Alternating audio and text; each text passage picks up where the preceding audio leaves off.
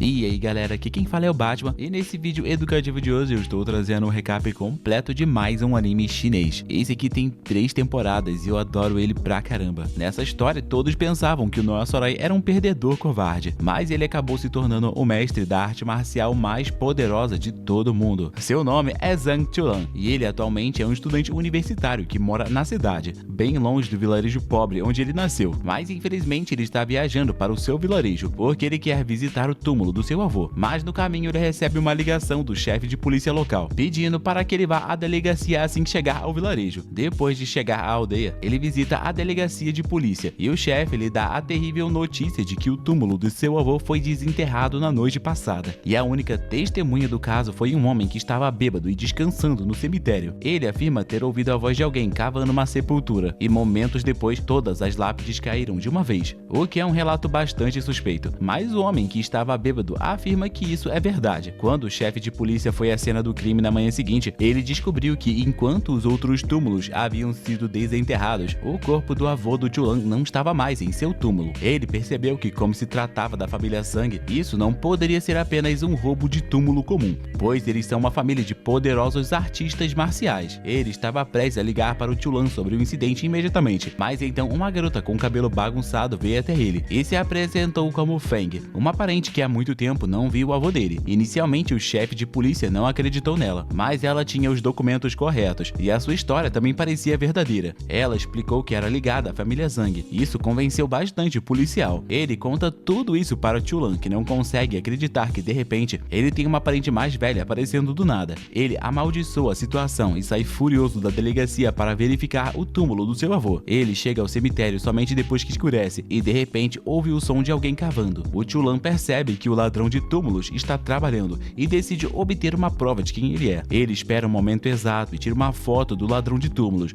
que acaba sendo a Feng. Ela acaba o vendo, porque ele foi burro o suficiente para fazer barulho enquanto tirava a foto. Ao ser percebido, Chuan corre o mais rápido que pode, mas no momento em que ele para, pensando que está seguro, a Feng salta sobre ele e bate em sua cabeça com força usando uma pá. O Chuan perde a consciência e quando a recupera, de repente ele encontra o zumbi à sua frente. O zumbi o assusta muito e ele fica sem saber o que fazer, até que de repente a Feng enfia uma faca na boca do zumbi. Mesmo após ter sido salvo, o Chuan continua desesperado, porque a sua nova parente se parece com a garota do filme O Chamado, e ele não pode fazer nada enquanto ela o arrasta pelos pés. O Chuan, conhecido por ser um grande covarde, apenas grita para que ela pare, e nem tenta resistir quando ela o joga no túmulo vazio do seu avô. A Feng lhe diz que ele morrerá porque está atrapalhando, e o Chuan lhe pergunta por que ela está cavando o túmulo do seu avô. E é assim que a garota começa a falar sobre o avô dele. O Chuan percebe que ela está envolvida em algo muito maior. Imediatamente ele tenta se aproximar dela, a chamando de irmã mais velha, uma forma bastante carinhosa em que os chineses costumam chamar aqueles amigos próximos. Ele pergunta como ela tem passado todo esse tempo, e a Feng simplesmente o chuta de volta para a cova.